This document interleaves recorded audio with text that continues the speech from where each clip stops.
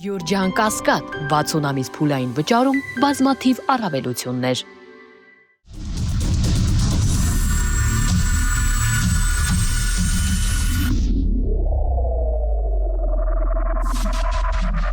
Բարի երեկո, Մեծաբի եթերում Մեծա Արենան է, ես Արթուր Հայրապետյան, այսօր զրուցելու եմ ռազմական փորձագետ Հայկ Նահապետյանի հետ, բարի երեկո։ Շնորհակալ եմ հրավեր ընդունելու համար։ Պարոն Նահապետյան, այս մարդը, ուրեմն Նիկոլը, երբ որ այս իր ուրախ ավտոբուսով շրջայցներ է կատարում մարզերից մարզեր, բացի այն, որ այդ սուտը, այդ կեղծիքը նորից այդ տարիների իր չարածը նորից փորձում է հրամցնել ժողովրդին, այդ խաղաղությունը, կեղծ խաղաղությունն է հիմա փորձում, թաշկինակ սարքել ու պտտացնել օդում, տպավորությունն է, որ այդ խաղաղությունը, որը իրանք բերել են, կախված է ընտրությունների արդյունքից, այսինքն եթե ինքը չընտրվեց, ու արդեն ինքը ժամանակ է հայտարարում, սեպտեմբերին պատերազմ կլինի։ Ես ուզում եմ հասկանամ, ինչով է պայմանավորված ընտրությունների արդյունքը, պատերազմ եւ խաղաղություն։ Բացարձակապես կապ չկա։ Որևիցե կապ չկա։ Հերթական մոլորեցնող, եթե պատերազմ խաղաղության մասին է խոսքը,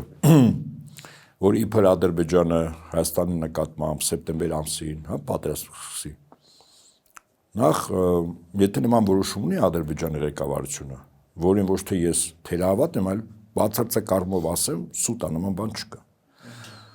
Այնտեղ մատների վրա հաշված մարդիկ կարող են իմանալ դրա մասին, ընել 6 ամիս առաջ, որովհետեւ համատենք ես գնահատեմ 44 օրյայի վերաբերյալ, երբ պատերազմը դեռ չէր սկսել, 44 օրյան 20 թվականի սեպտեմբերի 27-ին։ Փաշինյանը հետո պատերազմի ավարտից ամիսներ անց ասեց, մենք իրազեկ էինք պատերազմի սկսելու օրը եւ ժամը պատերազմից մի քանի օր առաջ, երբ որ Ադրբեջանը համատարած կուտակումներ էր անում զենքի, զինամթերքի, անձնակազմի։ Դրա մասին նույնիսկ խոսվեց, որ իրենք պատրաստվում են, իսկ իրենք նորից շրջայցում են։ Հայաստանի արտաքին հետախուզության տնօրենի հրապարակային զեկույցներում որից է ձևով անգամ Ադրբեջանի կողմից ռազմական ոչ թե պատերազմ, այլ սպառնալիք կամ ռազմական գործողությունների մասին խոսք չի գնում։ Այսինքն Ադրբեջանը Հայաստանի հետ ուզում է խաղաղություն։ Սա արտաքին հետախուզության ծառայության զեկույցներն են։ Վերջին 1-2 ամսվա ընթացքում, որը հրապարակային տրվել է։ Հիմա եթե Ադրբեջանը չի պատերազմում եւ դրա վերաբերյալ արտաքին հետախուզությունը ասում է, հիմա Փաշինյան Նիկոլը որտեղից է իմացել։ Կարող է ինչ-որ մեկ ականջին շշնջացել, այդ շշնջացողը արտաքին հետախուզության պետն է։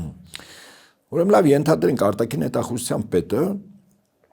հրապարակավ մի բան ասում, մեր ժողովրդին հանգստացնելու, որ պատերազմ չի լինելու, իսկ իրականում լինելու է, այսինքն կեղծում է։ Այսինքն մանիպուլյացիա անում մեր ժողովրդի հասարակական կարծիքը։ Հիմա հասկանանք, ենթադրենք իսկապես Ադրբեջանում կա որոշում, որ սեպտեմբերին ինչ որ պատճառով, պատճառը էական, սեպտեմբերին են սկսելու։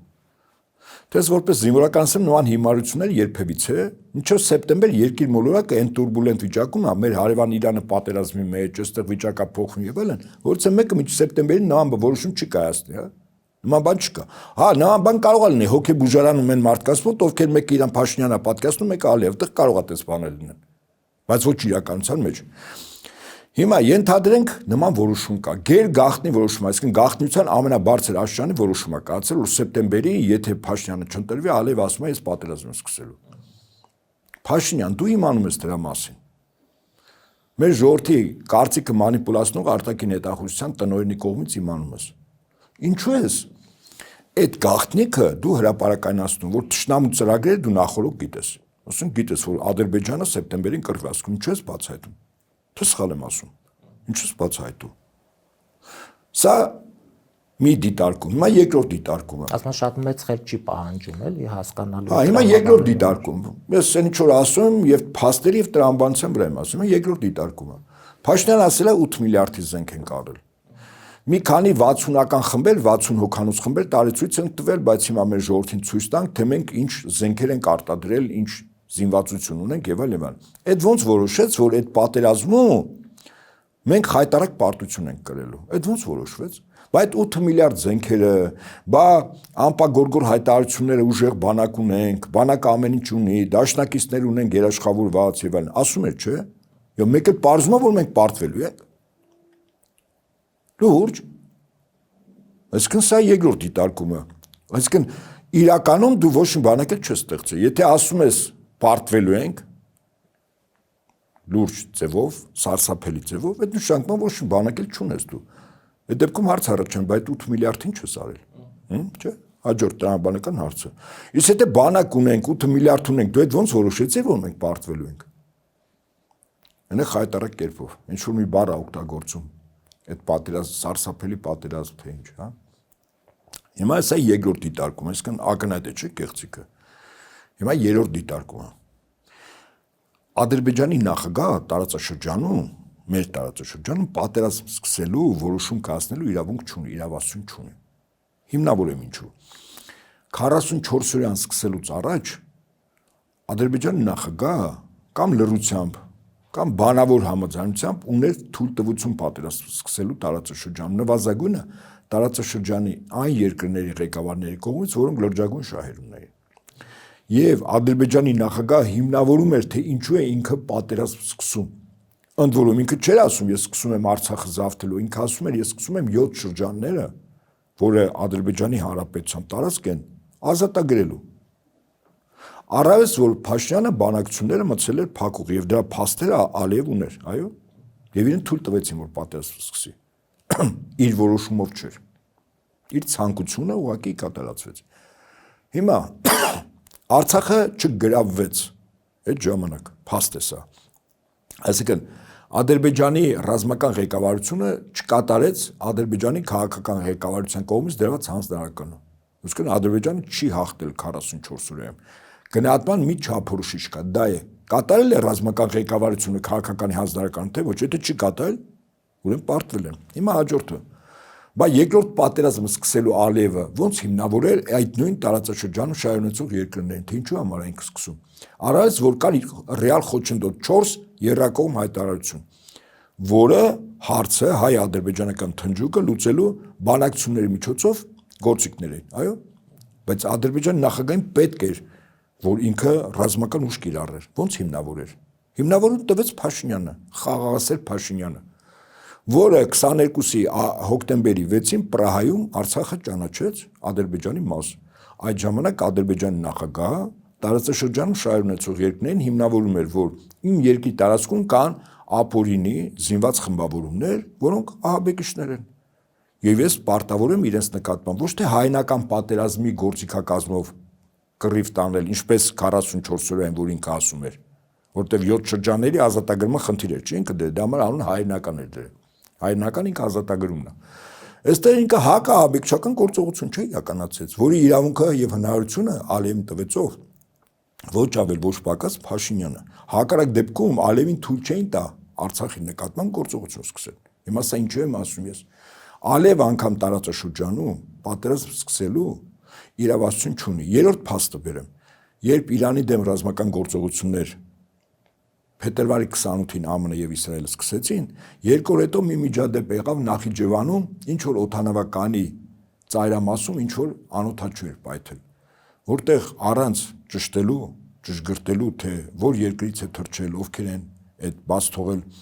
անօթաչուն, Ալիևը մեղադրեց Իրանին, եթե հիշում եք։ 2-3 օր Իրանի հասցեին անպարկեշտ բաներ ասում առանց ապացուցելու։ Եվ հետո միանգամից, ինչպես ասում են, փուքսը թողեց։ Իսկ գիտեք ով ականջները ձգեց, որ ձայն չանել այլևս։ Թուրքիայի նախագահ Էրդողանը։ Եվ զգուշացում գիտեք ինչ էր, որ քո քաշային կարգի պատերազմ չէ այստեղ։ Դու հանգիստ վերենգի տղդ։ Դու ով ես որ ծղրտաս, Ալիևը մտածում էր, որ Իրանը կարող է շատ արագ հանձնվի, մասնատվի, ինքն էլ պատառփոկի։ Բարձ եմ ասում։ Հետաբար, այն էլ էս վիճակում, երբ որ դեռևս պարզ չի, ինձ համար գոնե պարզ է, թե պատերազմում ով է հաղթել, իսկ հաղթելու Իրանը, որտեղ սա արդեն երրորդ ճակատամարտն է, երկուսը անցյալ տարի հունիսին եղավ, իշխանափոխության փորձը Իսրայելի ԱՄՆ-ի կողմից հաջորդը, անցյալ տարի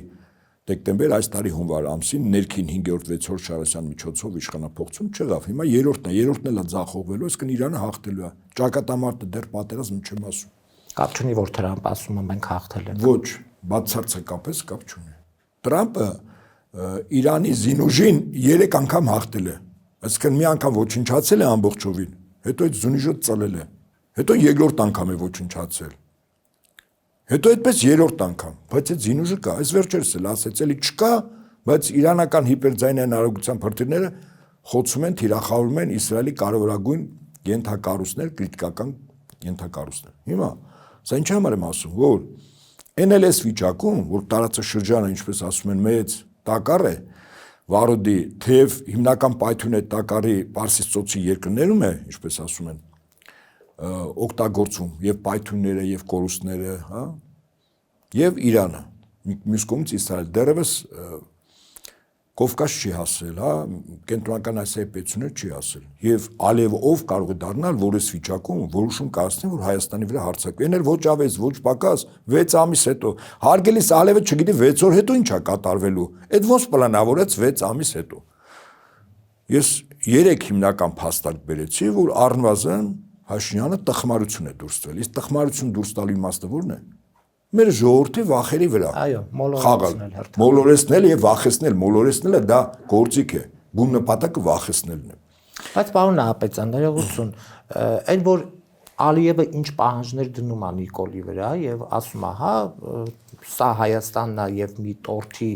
այսպես պատառա, ես այդ պատառը ոնց կուզեմ, այնպես կանեմ։ Այդ քրքրված եւ բզկտված քարտեզներ տեսնում ենք, հա, դոշին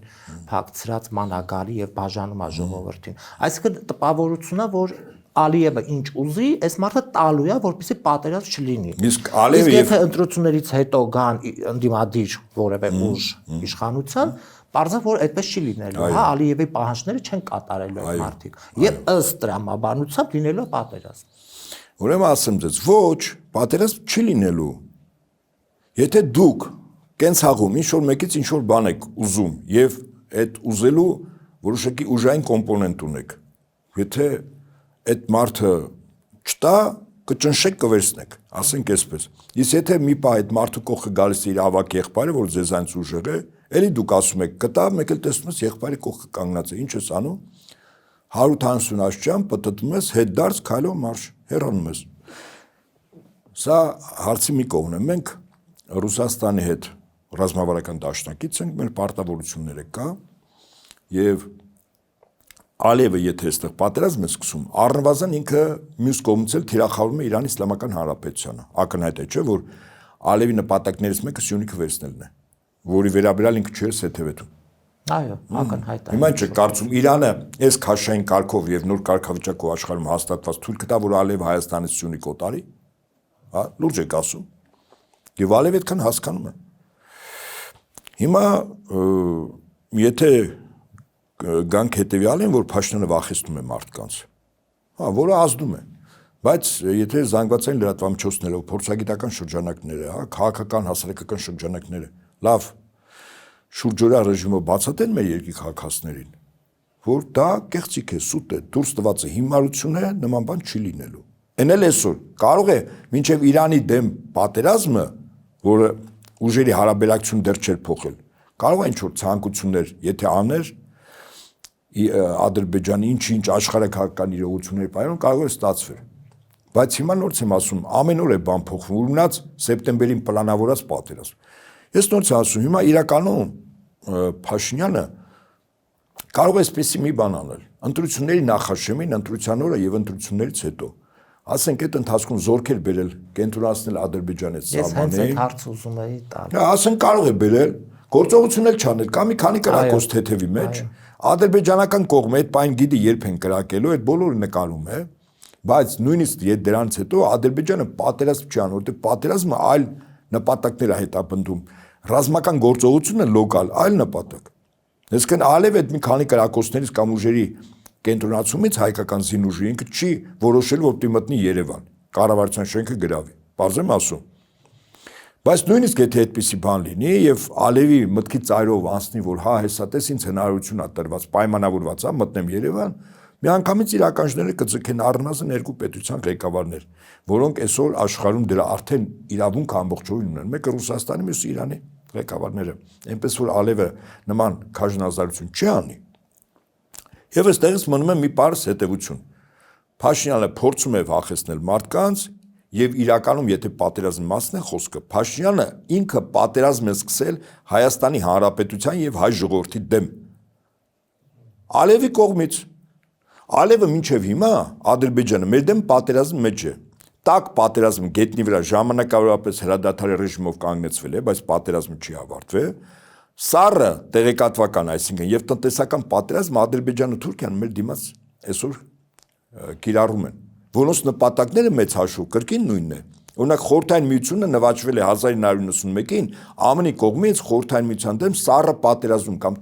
տեղեկատվական պատերազմ հաղթելու արդյունքում։ Այսինքն դա եւս գործիք է, որտեղ կարող ես նվաճել պետությանը։ Առանց զորք մտցնելու։ Դա եղավ 1991-ին։ Հիմա մեր դիմաց Ադրբեջանն ու Թուրքիան այդ գործիքակազմը օգտագործում են, որ պատական է հեցի օտարումը սեփականատիրոջից,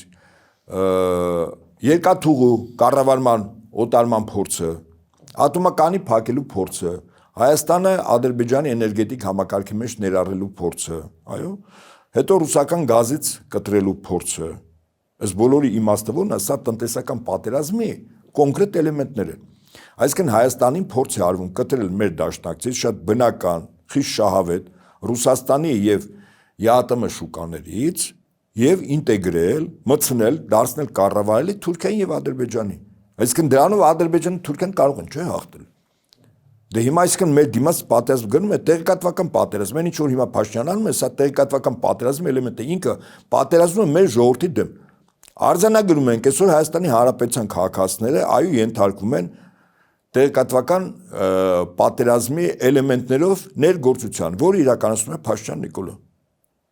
Սկզբունքորեն Ադրբեջանը շատ դժվար կլներ որ աներ, որտեղ մեր մոտ, մեր քաղաքացիների մոտ, մեր ժողովրդի մոտ միանգամից ընդվզում չէ կառաջանալ, դեմքը Ալիևն է, չէ։ Այստեղ Փաշինյանն է։ Ես էլ Փաշինյանի իշխանությունը եւ կառավարությունը որակվում որպես կոլաբորանտ։ Այսինքն պատերազմում կամ մեծ ճակատամարտում մեզ հաղթած պետության շահերը սպասարկող Հայաստանում իշխանություն։ Հա, քաղաքագիտական տերմինով կոչվում է կոլաբորանտ կառավարություն։ Այս մարդը սպասարկում է Ադրբեջանի եւ Թուրքիայի շահերին։ Ինչպես է երկու պետությունն են ճշտամի, այնպես էլ Փաշինյանն է ճշտամի։ Փաշինյանը մրցակից ու հակառակորդ չի, դրանք տարբեր չափորոշիչներ են։ Եթե դու քո ժողովրդին ահաբեկում ես, որ ինչ չընտրեք, այսինքն կոլաբորանտ իշխանությունը եթե չվերարտադրվի, ապա պատերազմ կլինի։ Իդեպ այդպիսի մի վախի մթնոլորտով հիմնավորեց, երբ Կիրանցի ոսկեպարի մոտ տարածքներ հանձնեց։ Հիշում եք ինչ էր ասում գնաց։ Եթե մենք այս տարածքները չհանձնենք, որը իբր Ադրբեջանն է, որը սուտ էր, ապա Ադրբեջանը եւ Թուրքիայի անուն էլ տվեց, մեր դեմ պատերազմ կսկսեն։ Զուգահեռ զգում եք, որ ամբողջովին նույնական է։ Եվ ըստ այդմ մեր ժողովրդի գերակշիռ ճնշող մեծամասնությունը ես կարծում եմ, որ այդ վախի ներգործության այլևս չի ենթարկվում։ Ընդհանրապես կեցվածքի խնդիրը կեցվածն էլ հունիսի 7-ին պետք է մեր ժողովուրդը դրսևորի եւ հասկանա, որ իրականում մեր ժողովրդի դեմ պատերազմում է Փաշինյանը իր քաղաքական խմբակով եւ հլհունազան ծառայող մի խումբ նազիր վեզիրներով։ Որ պահին մեր ժողովուրդը կանգ դրսևորեց, որ պահին հասկացավ, որ հունիսի 7-ը դա ոչ այդքան ընտրության օր է համապետական, որքան գոյութենական կռիվ է, այսինքն Փաշինյանի վերարտադրությունը նշանակում է Ալիևի պահանջների կատարում, այսինքն Արևմտյան Ադրբեջանը, ես պարզ եմ ասում ձեզ, Ալիևը չի թաքցնում, Արևմտյան Ադրբեջանը գործնական առումով միս ու արուն է առել եւ մակում, եւ կառույցների տեսքով, եւ ֆինանսավորման, եւ այդ Ադրբեջանում ապրող քաղաքացիների մոտիվացիոն դաշտի եւ ռազմական ուժի։ Մնում է վերջին քայլը, այդ վերջին քայլը ապահովել է Փաշինյանը, երբ որ վերընտրվի Հայաստանը չի դառնալու եւ չի մնալու։ Նախ այդ 300,000-ի վերադարձը, որ կարող է 1 միլիոնն էլ, դառնալու է երկու էթնիկ խմբերի պետություն, հայերի եւ ադրբեջանցիների, որտեղ հայերը կարող են փոքրամասնում լինեն, որտեղ Հայաստանից մեծ արտագաղթ կարող է լինել այդ դեպքում։ Եվ սա մեզ համար, ինչպես ասում են, եթե Փաշինյանը վերարտադրեց, դա լավագույնն է, իսկ վատագույնը, երբ ուղղակի այս տարածքը աշխարհական որոշ իրողությունների պայմաններում արդեն որոշում որ այստեղ հայերը պետք է չապրեն, որ ես չեմ բացառում։ Թեև զարգացումները լրիվ այլ բան են հուշում, խոսքս մեր հարևան Իրանի հետ պատերազմող ԱՄՆ-ի եւ Իսրայելի հաղթելու հավանականության մասն է, որը համարյա զրոյական է դարձել։ եւ Տրամպի շուրջօրյա ստախոսության, այսպես ասենք, բուն պատճառը հենց դա է։ Որոնք պարտվում է, էլի, բայց ուզում են ներկայացնել, որ հաղթում է։ Հիմա եւս այդամ պետք է մեր ժողովուրդը հասկանա, որ հունիսի 7-ը 2026 թվին, դա 1918 թվականի մայիսի 28-ի Սարդարաբադն է, որտեղ այն ժամանակ էլ թուրքական բանակը, որի մեջ նաեւ այդ ժամանակ ադրբեջանական խաժամուժներ զինված, խնդիրը դեր որպես այս տարածքում հայտ չլինի, չէ՞, նվաճել ամեն ինչ։ Ջարդվեցին էլիտար ստորաբաժանումներ Սարդարաբադում եւ խորհրդանիշը այդ հաղթանակի առաջնորդին միապար հայրապետներ, որը միավորեց բոլորը եւ չնահանջեց հայտնի գիտեք զրույց Արամ Մանուկյանի հետ։ Հիմա ես զուգահեռում եմ հունիսի 7-ը նույն Սարդարաբադն է ինչ իմաստով, որտեղ մեր գոյութենական խնդիրն է դրած։ Մենք այստեղ լինելու ենք, թե չենք լինելու։ Այո, սովորական ընտրություններ չեն հարակվեի նման։ Հիմա պատկերացեք մեր ժողովուրդը գնահատում է, որ հունիսի 7-ը այո Սարդարաբադ է եւ ընտրատեղամաս չգնացողը դասալիք է։ Ինչ է կարծում։ Ընտրատեղամասերը հեղեղվելու են, չէ՞։ Մարդիկ հասկանում են, որ դա իրենց ընտրություննով է որոշվելու ինքը իր ընտանիքը։ Կմնան այստեղ, կապրեն որպես հայ, թե չեն մնա։ Թե կլինեն գաղթական, այո։ Ցավոք սրտի, ինչպես Արցախից մեր քույրերն ու եղբայրները։ Եվ այս առումով սա Փաշինյանի համար մահացու հարված է։ Նա ամեն ինչ անելու է, որ մարդիկ չգնան ընտրատեղամասեր։ Վախեցնում է, ստեղծում է շարժումներ, բոլորին դեմ եմ եւ այլն եւ այլն։ Այո, դրա համար էլ այսօր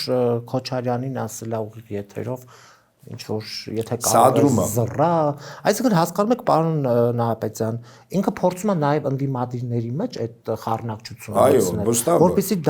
դաշտերի հետ սկսեն կռիվ տալ, բայց ընդդիմադիր դաշտերի մասին է խոսքը։ Եվ իրեն կարծես թե հաջողվում է, որովհետև Facebook-յան տիրույթում երբ որ նայում ենք, հա, ուժեր կան իրար դեմ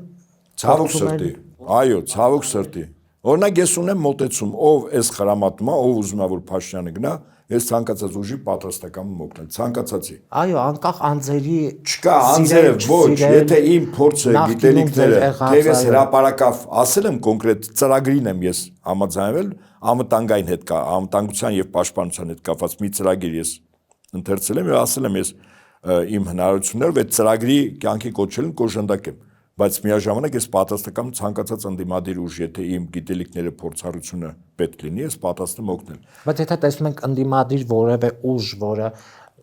ակնհայտորեն Նիկոլին պահում է, բայց ընդդիմադիրի քողի տակ է գործում,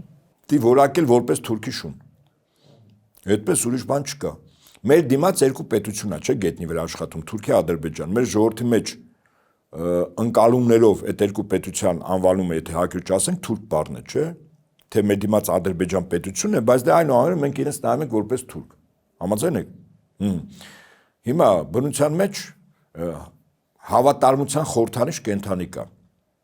որը տիրոջ բոլոր հրամանները եւ նվիրումով կատարում է եւ պատրաստ է անգամ իր կյանքը տալ, դա շունն է։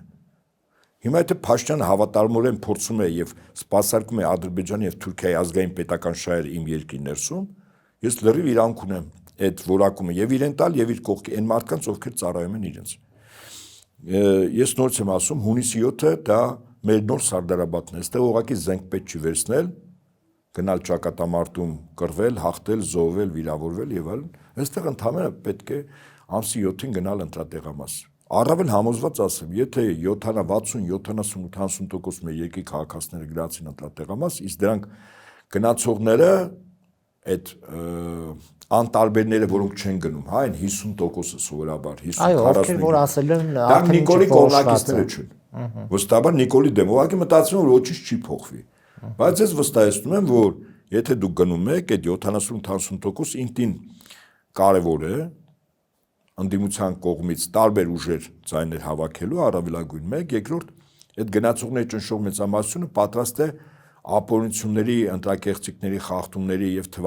նկարչության հետ կապված հաջորդ օրը տեր կանգնել իր տված քվեին եւ ձայնին։ Սա շատ կարեւոր է։ Այսինքն ես կարծում եմ, որ ընդդիմությունը այսօր կարևոր խնդիր ունի լուծելու, այն է մոտիվացնել մարդկանց դեպի ընտրություն եւ տեղամասեր։ Իսկ մոտիվացնելու համար պետք է ասել, որ դա սովորական եւ իսկապես սովորական ընտրություն չէ։ Ընտրությունը մեր այստեղ մնալու, ապրելու, հայ մնալու նաեւ իրավունքն է, իրավունքի իրացման փորձ է։ Եվ պարոն Նահապետյան, այն որ իրենք այսպես ակնհայտորեն ցույց են տալի, որ Եվրոպան մեր կողքին է, անկախ ամեն ինչից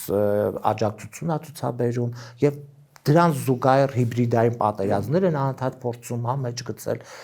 Իրենք դրանով նաեւ ցույց են տալիս այն մարդկանց, ովքեր որ տանը նստած ասելու են, դե ամեն ինչ որոշված ընտրություններում Նիկոլը հաղթելու է։ Էլ գնամ ընտրությունների մասնակցեմ, այդ ճանապարհ քայլեմ, գնամ, որ ինչ անեմ։ Ես կիսում եմ ձեր տեսակետը եւ լրացում։ Հիբրիդային պատերազմ սովորաբար այդ տերմինը մտցել են, որը իրականության հետ չի համապատասխանում Ռուսաստանի թիրախավորելով։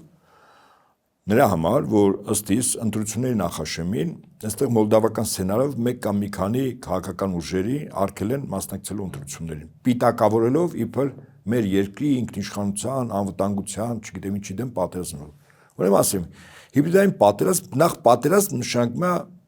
հաղթել պետությանը, նվաճել այդ պետությունը, գլխատել կառավարությանը, ղեկավար նորին նշանակել կամ իրենք հաղթող կողմը գալ նստի որպես այդ երկրի իշխան, հա, կամ կառավարություն։ Հիմա հիբրիդային բառը ինքը խառնուրդ է հիբրիդը նշանակում։ Եվ հիբրիդային պատերազմ տերմինը առաջացել է, երբ մի պետությունը մյուսի հետ մղում է եւ գետնի վրա տաք պատերազմ։ Եվ սառը կամ տեղեկատվական եւ տնտեսական պատերազմ։ Հիմա հարց, Ռուսաստանը մեր հետ տաք պատերազմ է մղել։ Չէ, մեր հետ տաք պատերազմ մղել է Ադրբեջանը 90-ականներին եւ հետո 2020 թվականին։ Սա ինչ է նշանակում։ Սա նշանակում է, որ Ադրբեջանը, քանի որ վերջն արդյունքում իր նպատակին չի ասել Հայաստանը, որպեսզի Հայաստանը ստորագրի կապիտուլյացիոն փաստաթուղթ, ինքը օգտագործում է մյուս գործիքները, հիբրիդային պատերազմի, դա տեղեկատվական ու տնտեսականն է։ Ավելին, իրեն օժանդակում է իր թիվ 1 ռազմավարական դաշնակից Թուրքիան եւ այն երկրները, որոնք այդ երկու պետությանը դիտում են որպես իրենց դաշնակից եւ տարածաշրջանում իրենց շահերը սպասարկող պետություններ։ Խոսքս Եվրամիության մասն է, խոսքս Բրիտանիայի մասն է եւ Միացյալ Նահանգների։ Այսինքն իրականում Հայաստանը դեմ հիբրիդային պատերազմ մղում է Թուրքիան, Ադրբեջանը, Եվրամիությունով, Բրիտանիայով եւ Միացյալ Նահանգներով։ Այսպես Ավելին ասեմ, Ռուսաստանը մի պետություն է, որը 1992-93 թվականին գործնականում կանխարգելեց Թուրքիայի զինված ուժերի 3-րդ դաշտային բանակի հարձակումը Հայաստանի վրա։ Ռեալ 92 թվականի մայիս, 93-ի հունիս եւ 93-ի հոկտեմբեր։ Ավելին ասեմ, 92-ի հոկտեմբերի ամսին Հայաստանի նախագահ Գերագույն գլխավոր հրամանատար Լևոն Տեր-Պետրոսյանի հրամանով մեր ամբողջ զորքերը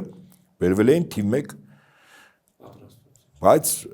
թիվ 1-ը ժողովրդական լեզու է, իսկ զինվորական լրիվ մարտական պատասխան։ Այսինքն մեր վրա 3-րդ դաշտային բանակը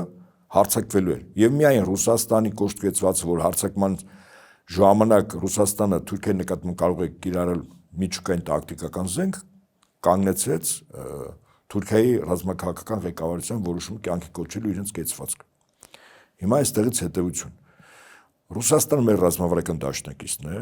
եւ մենք բոլոր թելերով եւ տնտեսական, եւ ռազմական, եւ անվտանգային, եւ մշակութային, եւ հոգեվոր կապված ենք Ռուսաստանի հետ։ Դա ուզենք, չուզենք, լավ է, վատ է, բայց դա է իրականություն։ Հիմա մեզ արևմուտքը փորձում է մտցնել թուրքական աշխարհի մեջ, ինչու՞։ Որպեսզի այս տարածաշրջանից հանի հայկական գործունը, որտեղ հայկական գործունը աշխարհագրորեն սեպ է խրված թուրքական աշխարհի ցամաքային ճանապարհի վրա եւ հայկական հարցի վերջնական լուծում, այսինքն մեր այստեղ չգոյությունը Սա ուղղակի թուրքական աշխարհի, ասենք, Եվրոպայից, Ալբանիայից մինչև Ղազախստան, Չինաստան գտնվող տարածքները մեծ թուրանն է։ Ընդ որում այդ Չինաստանում մի քանի տասնյակ միլիոն ույգուր են ապրում, որոնք իսկապես Ալթայից դուրս եկած, թրքախոս, արտաքինով նման, իրենց նախնիկին շեղաճք, սեխագլուխ կարճ-հասակով կին ու տղամարդ առանձնապես իրանց չեն տարբերվում արտաքինով եւ այլն։ Հիմա այդ թուրանը ինքը Ռուսաստանի հարավի ուղությամբ մեծագույն բռունցք է ռազմական պատասխան։ Թուրանի իմաստը արևմուտքը եւ Թուրանը պատասխանում իր ինքնանպատակը թուրքական ցեղախմբերին կամ պետություններին միավորելով այդ տեսակը աշխարհում դոմինանտ դարձնելու նպատակով չի տապնդում, դա գործիք է։ Այնպես ինչպես Թուրքիան ժամանակին Ռուսաստանի դեմ 12 մեծ պատերազմ է մղել, որից 10-ը սադրել են Բրիտանիան։ Թուրքիան գործիք է։ Հիմա նույն գործիքը Թուրան է, որտեվ թուրքական ոչ թե թուրքական ծագում ունեցողները իրենք բավական մեծ աշխարհագրության մեջ են ասում Ալբանիայից մինչև Չինաստան ներառյալ։ Եվ այդ բռունցքը հարվածային բռունցքը այսօր պատրաստում է Ռուսաստանի դեմ։ Այդ բռունցքի աշխարհագրորեն, ամիջական, ենթակառույցներով, ճանապարհներով եւ այլն խանգարող մի խոչընդոտ կա այդ Հայաստանն է։ Եվ այն ինչ որ հիմա Հայաստանի հանդեպ արվում է, փուլերով դրա վառապացույցն է։ Առաջին փուլում Արցախի հանձնում, երկրորդ փուլում Հայաստանի չգոյություն ու վերջ։ Եվ Փաշինյանը լծվել է այդ գործին։ Այսինքն Փաշինյանը այսօր հայկական պետության եւ Հայաստանի գոյության եւ հայության ստեղ գոյության թիվ 1 վտանգն է։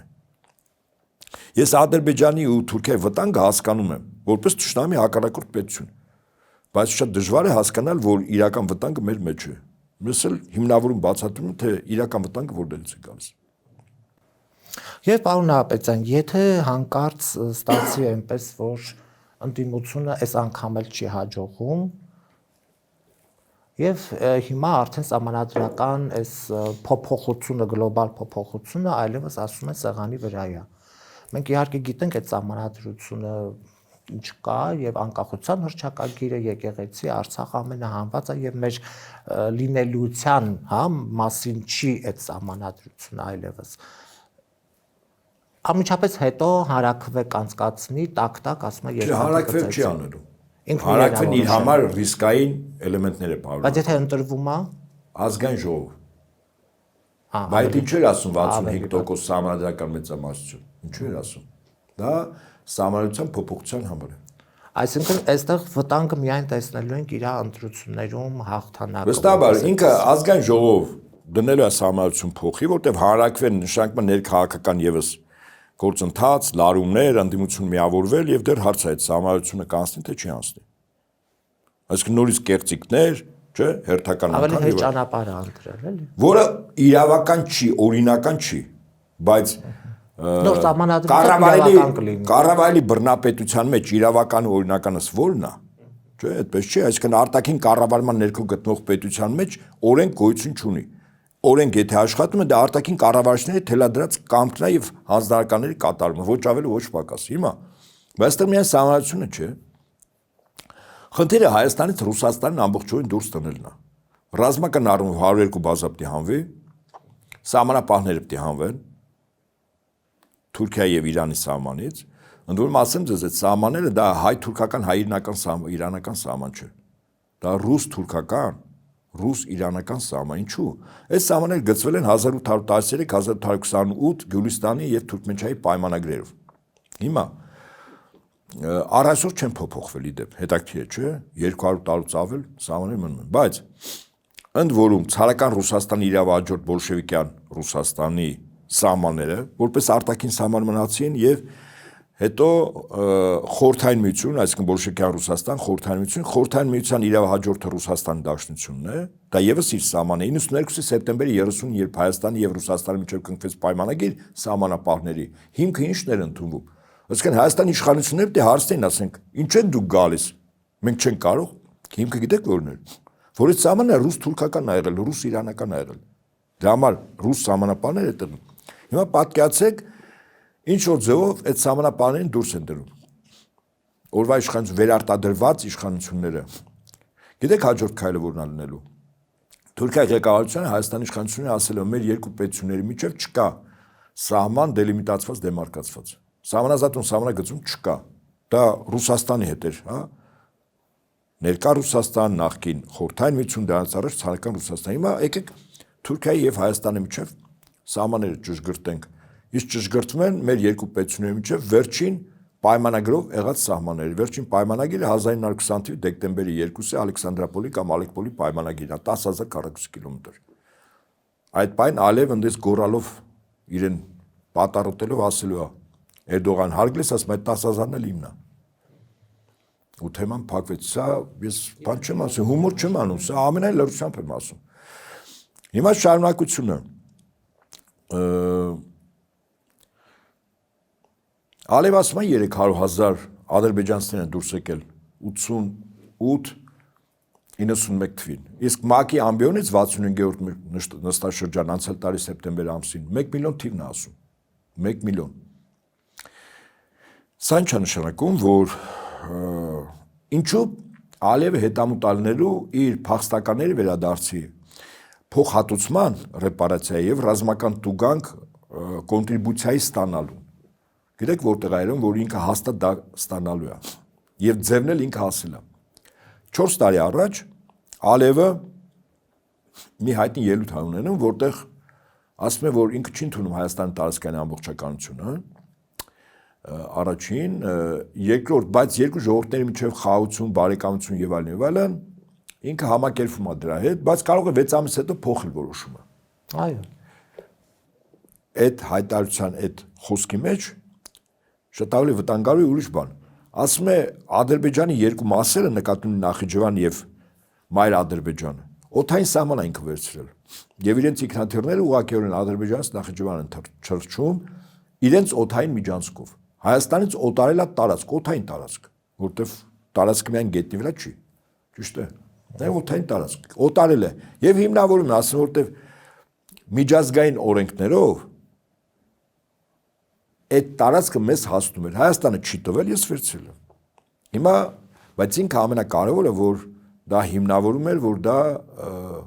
միջազգային խաղի կանոններով ենք վերցրել իրեն հասանելիք։ Հիմա հարց եմ տալիս ձեզ եւ մեզ լսողներին։ Եթե Ադրբեջանի նախագահը ասում է, ստորագրվել է խաղաղության պայմանագիր կամ համաձայնագիր, ենթադրենք։ Իրանք ունեն փախստականները վերադառնալ իրենց մշտական բնակության վայրերը, որոնք պետք է ապահովեն եւ տանիքով եւ աշխատանքով եւ անվտանգությամբ։ Իրանք ունեն։ 300,000-ը դա 88-91-ին դուրս եկած։ Իրեն գալիս են իրենց ժառանգներով, մոտ 1 միլիոն մարդ։ Հայաստանի Հանրապետություն 1 միլիոն մարդու պետք է ընդունես, ապահովես եւ այլն։ Անվտանգությունը չես կարող, մենք գիտենք ոնց ապահովես։ Նյութական խնդիրներ կա այդ մարդկանց աշխատանք, մենք կօգնենք, բայց այդ 1 միլիոն մարդը պետք է գա Հայաստանի Հանրապետություն։ Ինքը բնականաբար Եվ Ալիևը հիմնավորելու էր, որ դա միջազգային իրավունքով ճիշտ է։ Այո։ Ճիշտ է, ինքը ճիշտ է ասում Ալիևը։ Ցանկացած իր ագրեսիա Ալիևը նախ հիմնավորում է միջազգային իրավունքով։ Երկրորդ, ասելու է, որ 30 տարուց ավել Հայաստանը Լեռնային Ղարաբաղ տարածքը եւ 7 շրջանները թալանել է, ավերել է քաղաքներ, տասնյակ, հարյուրավոր, հազարավոր գյուղեր, օգտագործել է, շահագործել է ընդեր, գյուղնշանակության հողեր, ստացել է լուրջ շահույթ։ Ին տնտեսությանը տվել է վնաս։ Ընդ որում այդ թիվը 160 միլիարդ Ալիևը բարձրաձայնել է փոխհատուցում, ռեպարացիա։ Հիմա դիմում է Լոնդոնի միջազգային արբիտրաժային դատարան։ Սա էլ ասում է փաստերը։ Հիմա Հայաստանից պահանջում 160 միլիարդ։ Քանի որ բրիտանացիք իրենք բան են սերիկա բիզնեսմեններ են, այդ թիվը կրկնապատկում են, որպեսզի մի կեսը իրենց լինի 160-ն, 160-ը ասում են, այո դու ճիշտ ես։ Հայաստանը դիտա, հիմա Հայաստանը 160 միլիարդ չունի, ինչա տալու։ Ալիևը ասել են, չի տակրում, չունես գումար, տալիս ես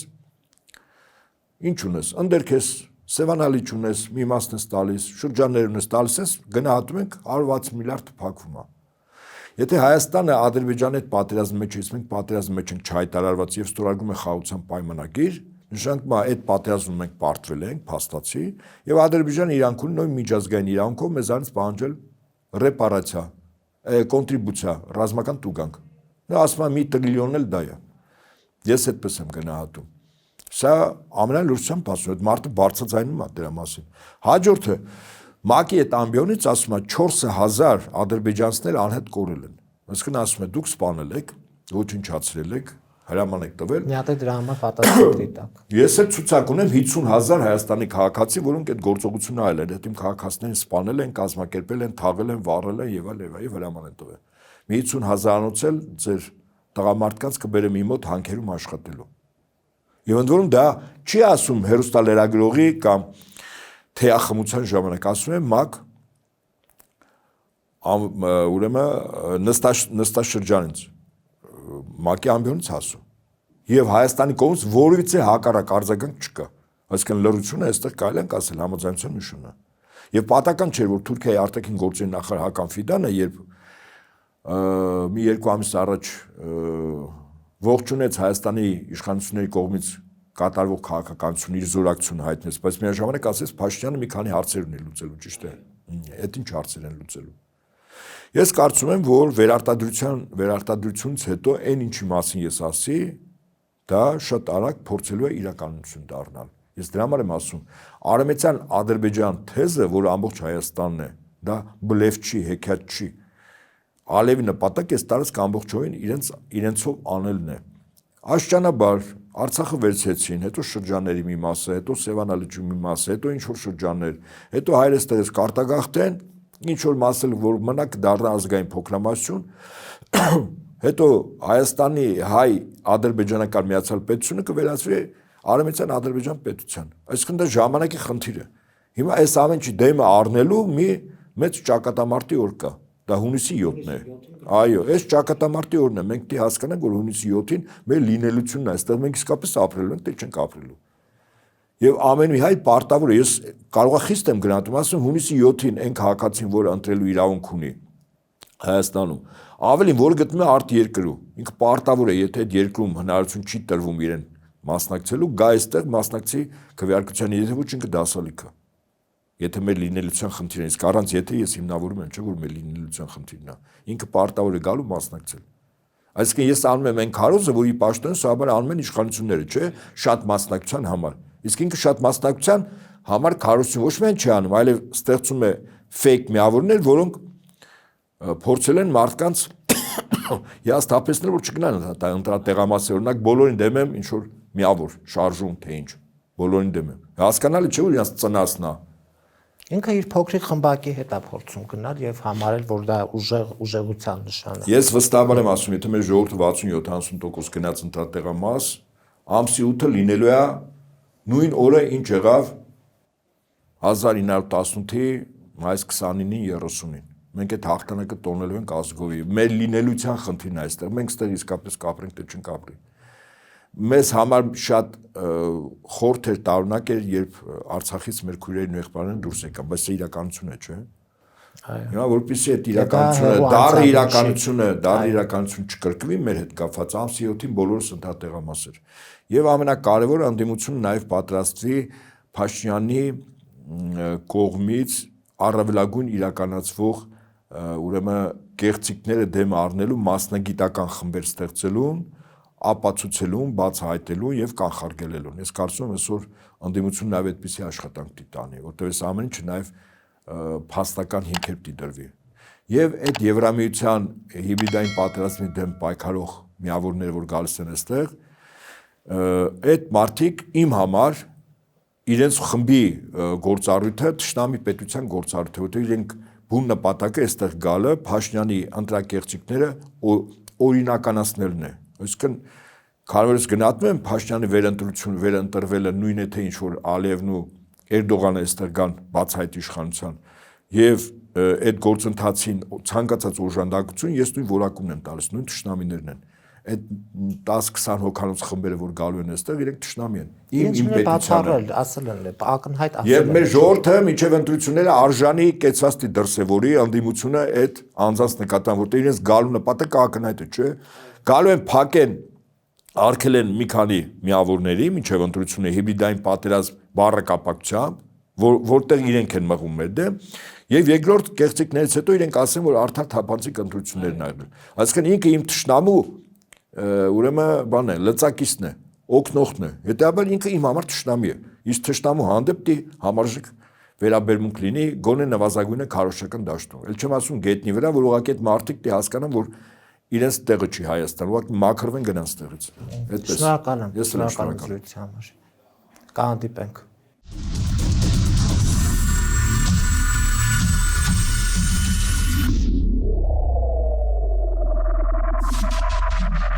Յուրջան Կասկադ 60 ամիս փուլային վճարում բազմաթիվ առավելություններ։